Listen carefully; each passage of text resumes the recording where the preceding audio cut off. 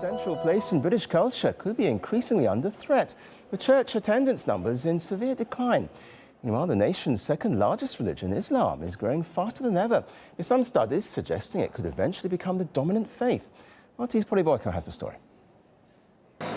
Half of Brits say they're Christians, but you wouldn't know it glancing at this London service. In the name of the Father, and of the Son, and of the Holy Spirit. Amen. New figures show that the UK's official religion is declining faster than was previously thought. Worshippers are aging, and for the first time ever, fewer than half under the age of 25 describe themselves as Christian. The decline of churches in the UK is long term. It just happens to be now approaching really rock bottom. So 95% of people don't attend a church on an average Sunday. While the Church of England struggles, the Office for National Statistics says that the number of Muslims in England and Wales has surged by 75%. And they're young.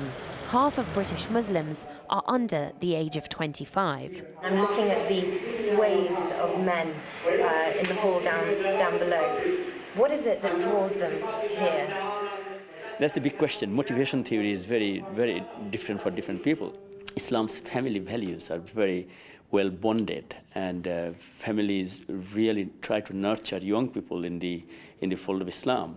We have more than 50% congregation from the young people, because we try to deal with the young people's issues, so they feel part of the mosque establishment. Religious think tank The Pew Forum estimates that if present trends continue, the Muslim population of the UK will swell to almost double within 20 years, totalling 5.5 million.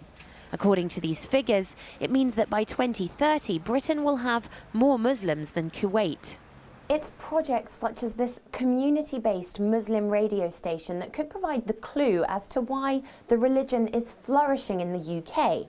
In that booth, DJs who call themselves brothers and sisters talk about local issues and education from the point of view of Islam.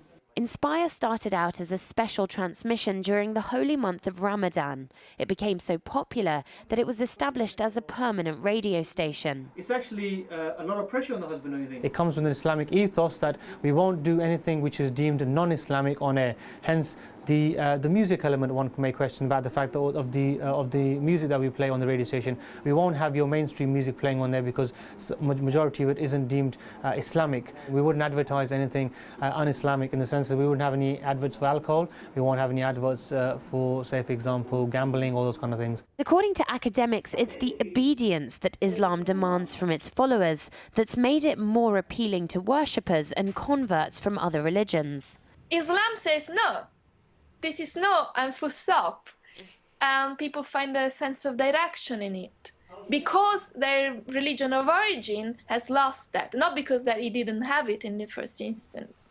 They sort of became lenient in relation to the laws of the church, and thinking that in this way they would make it more mellow and softer and attract more people into the church. And in fact, they've lost people. Something that the Church of England disagrees with. The death of Christian England has been greatly exaggerated. Despite a decade of naysaying and campaigning by atheist commentators and groups, 6 out of 10 people in England self-identify as Christians, a figure which rises to more than 2/3 when including people identifying with faith as a whole. And yet there are demographers that say that if current trends continue, Islam could eclipse Christianity as the dominant religion in the UK in as little as 10 years' time. Polly Boyko, RT, London.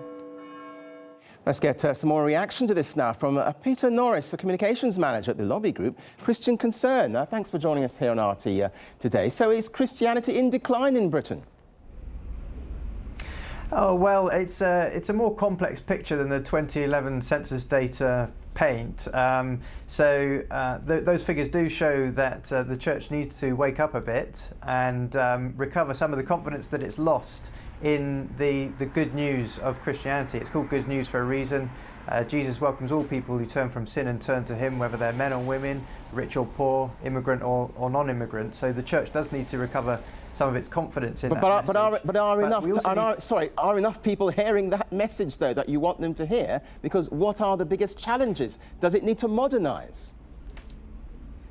Well, I think you'll find that the churches where they have a clear view of the good news of Jesus Christ, and not ashamed of saying that it is good news for all people, those are the kind of churches that are growing. It's churches that are compromising on that message that are actually declining. So if you look at some other data, for example, the British Social Attitude Survey published just 1 or 2 weeks ago, it shows that the decline in Christianity has actually been almost exclusively in the Church of England, the established church, whereas numbers of people going to other churches or other church groups have remained pretty much constant for the last 30 years. So the numbers are about the same in 1983 as they are today. And even more interestingly, the London Church Survey shows that in the period 2005 to 2012, there's actually been an increase in church attendance in London of 16%. So that's 9% of the whole population of London going to church on a Sunday. So nearly 1 in 10 Londoners go to church on a Sunday. And there's been an increase of 17% in new churches in London. So okay, well, those sound like impressive well. figures, but what about the growth in mosque attendance? I mean, a lot more mosques these days. What do you put that down to?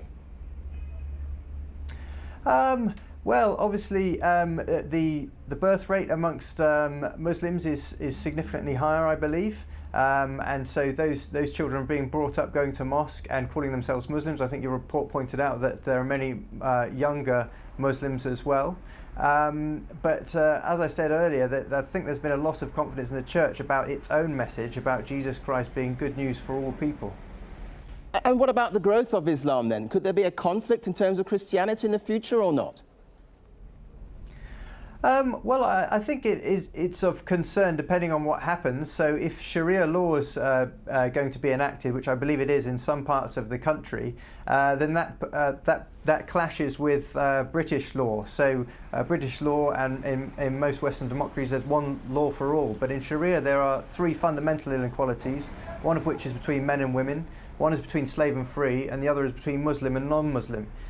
So there will be certainly a clash in the legal sphere, and I think most citizens of Britain would agree that one law for all is a much better principle and a much fairer principle. OK, we'll leave it there. Peter Norris, live from London. Thank you very much indeed for joining us today on RT.